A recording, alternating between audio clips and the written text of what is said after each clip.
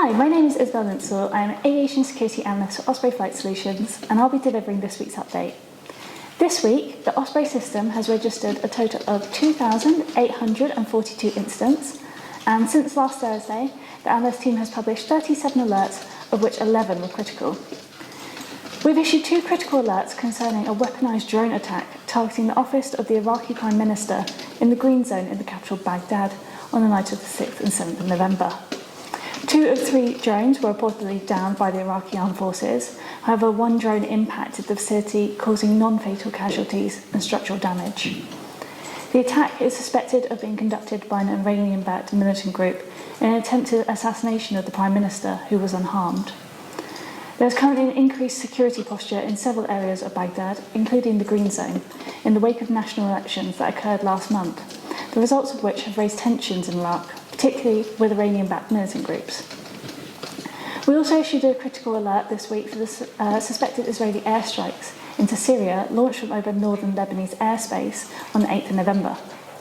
Syrian military air defences were activated in response, and the Assad regime claimed downing several of the incoming munitions. However, no Israeli air assets appear to have been damaged as a result. In COVID-19 related news, on the 8th of November, the US reopened its borders to vaccinated travellers, which has resulted in long queues for arrivals at some US airports. Meanwhile, in Ireland, it has been reported that forged digital COVID-19 vaccination certificates have been seen for sale on the dark web. We have previously issued alerts on similar issues, including forged EU digital COVID certificates.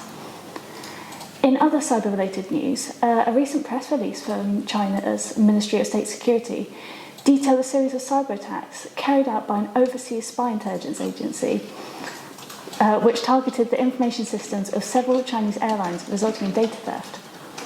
The ministry did not identify the foreign intelligence agency allegedly behind the attacks. However, previous attacks targeting the aviation sector have been attributed to the US by Chinese cybersecurity companies, and recent reporting has claimed that Indian threat actors are likely behind attacks targeting aerospace and defence entities. This week, the team also covered a significant irregular migration incident that occurred on Friday.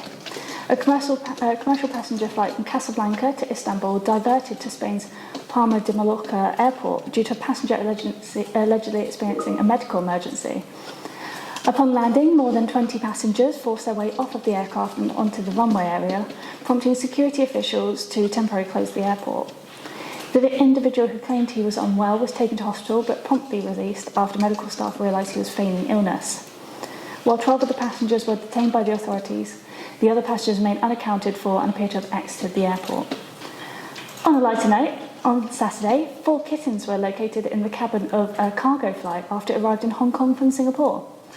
The kittens are currently undergoing quarantine, but will then be put up for adoption to find new homes.